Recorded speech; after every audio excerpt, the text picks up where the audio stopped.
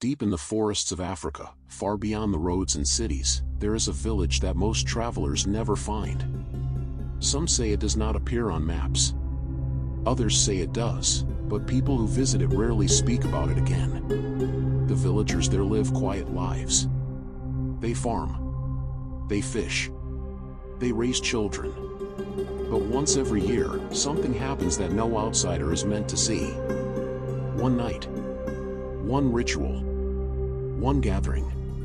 On that night, the dead come home. If you believe African stories deserve to be remembered, please encourage me to make more videos by hitting the subscribe button to follow, like and share this story, so these legends are never forgotten.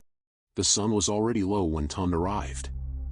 He was a traveling teacher who spent his life collecting stories from remote villages. Ancient traditions fascinated him. Superstitions amused him. And ghost stories? Those he did not believe at all. But as he entered the village, something felt wrong. Doors were closing. Women hurried their children inside. Men spoke in quiet voices. It felt less like evening, and more like preparation for a storm. Near the center of the village sat an old woman beside a small fire. Her eyes were pale and distant. Tunde greeted her politely. "Good evening, Mama." The woman stared at him. "You should leave before the moon rises." Tunde laughed softly. "Why? Is there danger here?" The old woman shook her head slowly. "Yes." Then she whispered the words that made the fire crack louder. "Tonight, the dead return." As darkness spread across the sky, the villagers began preparing. Large wooden tables were brought into the center of the village square. Food was placed carefully on them. Rice, stew, palm wine, roasted meat. Tunde watched closely. There was enough food for hundreds of people. Yet no one sat down to eat. Instead, the villagers stepped away from the tables and waited. A young hunter named Bayo noticed Tunde's confusion. So he explained. "Long ago, a sickness wiped out half this village," he said. "The elders prayed for help from the ancestors. According to legend, the ancestors agreed to return once every year, only for one night, to eat with their families, to see the village again, to remember life. But there was one rule.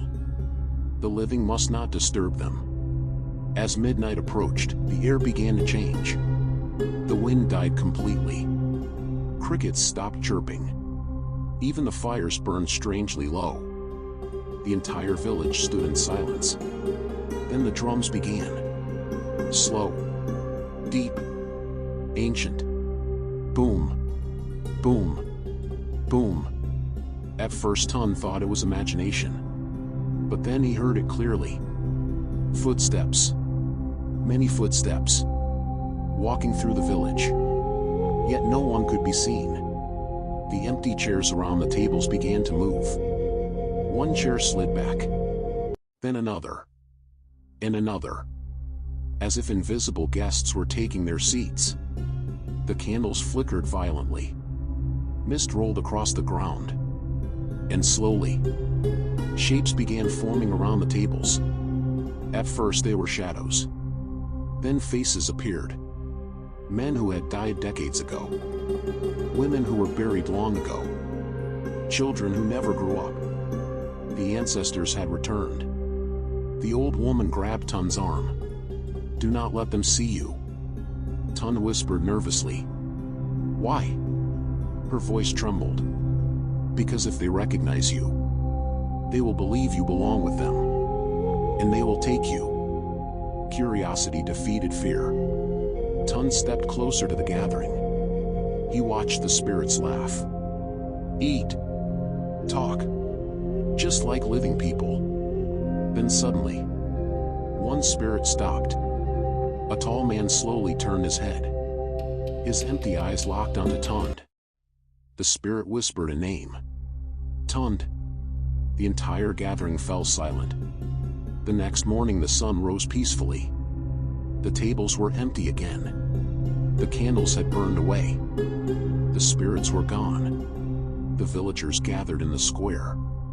But there was one thing missing. Tunde. The old woman stared toward the forest road. Then she whispered quietly. Another guest stayed behind. Some villages remember their ancestors. Others invite them back. But if you ever hear of a place where the dead return to eat with the living, remember one thing. Never let them see you.